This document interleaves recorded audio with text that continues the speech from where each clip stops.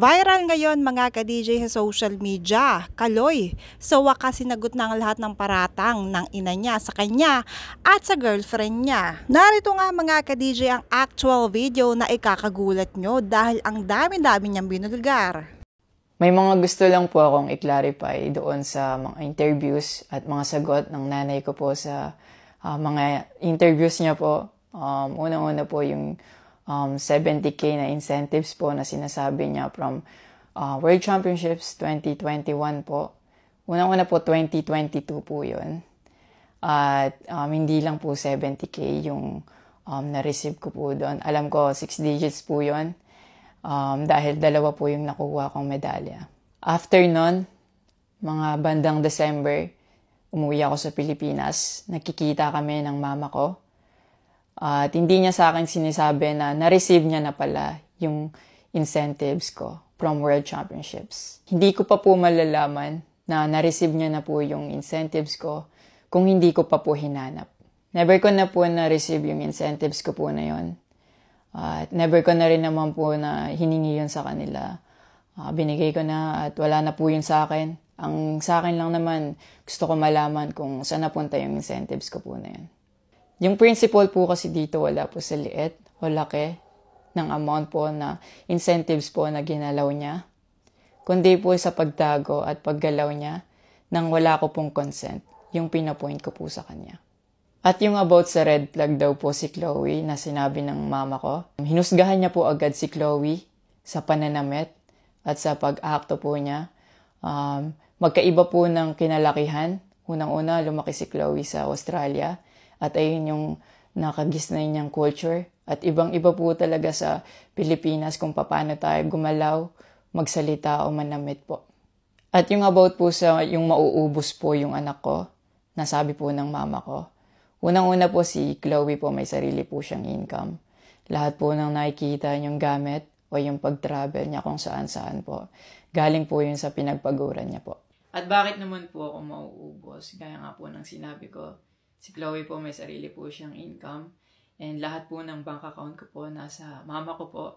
At may mga instances po talaga na si Chloe po yung sumasagot sa akin that time po. Bukod sa incentives po, nasa kanya din kasi yung bank account ko sa monthly allowances sa pag-gymnastics ko.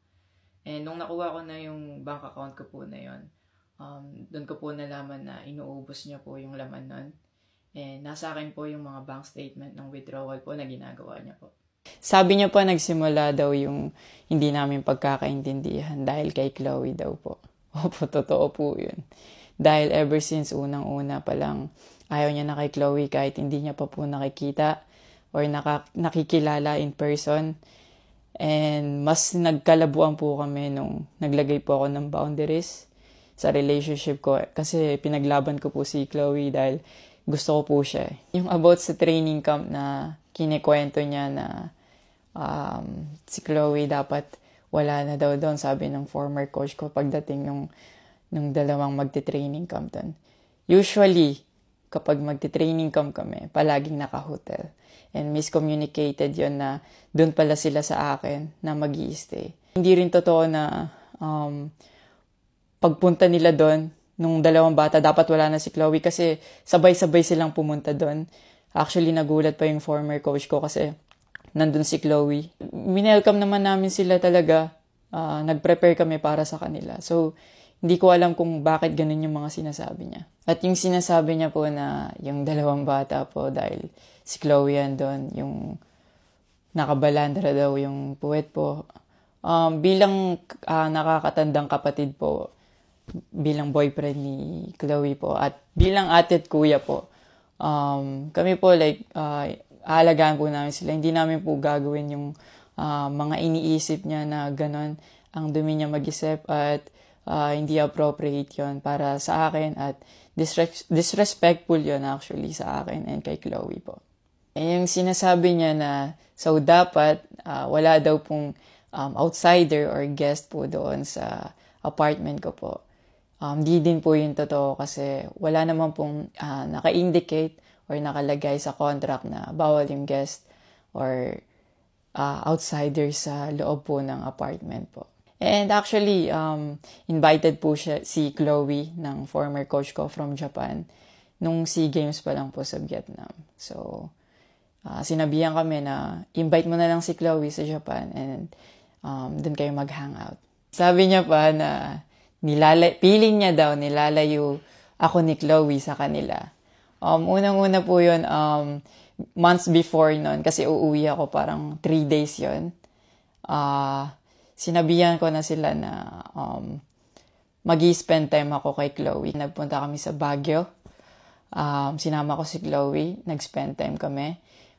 Nakikipaghalubilo naman po kami. Hindi naman ako nilalayo ni Chloe. Actually, pumunta pa kami sa Pangasinan.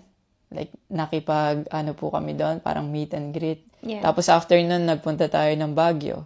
And then, ikaw pa nga nag-aya na yung sa bike. Yeah, Because we didn't know what to do Yeah.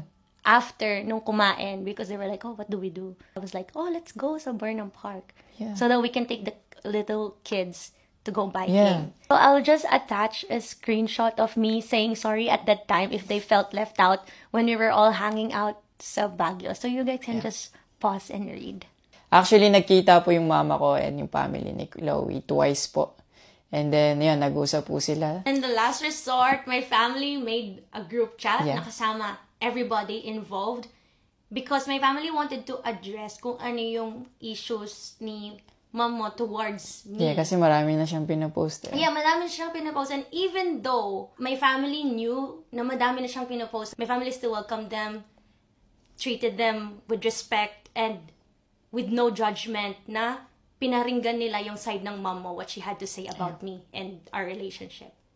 And then, after the group chat, she left, Yeah. your mom left, and wala siyang narinig anything from my family. May recent interview po kayo na kinakongratulate niyo po ako.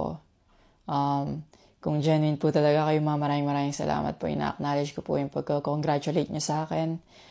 Pero nagpa-flashback pa rin po talaga yung masasakit yung sinabi sa akin at yung mga hindi nyo pag-wish well sa akin. Like, tumatatak po yan sa akin talaga. Ang message ko po sa inyo na mag-heal kayo, mag-move on, at napatawad ko na kayo long time ago po. Pinagpe-pray ko na maging safe kayo palagi at nasa maayos kayong kalagayan dyan lahat. Tigilan na po natin to at i-celebrate na lang po natin yung mga ginawa po ng paghihirap, pagsasakripisyo ng bawat atletang Pilipino dito sa Olympics.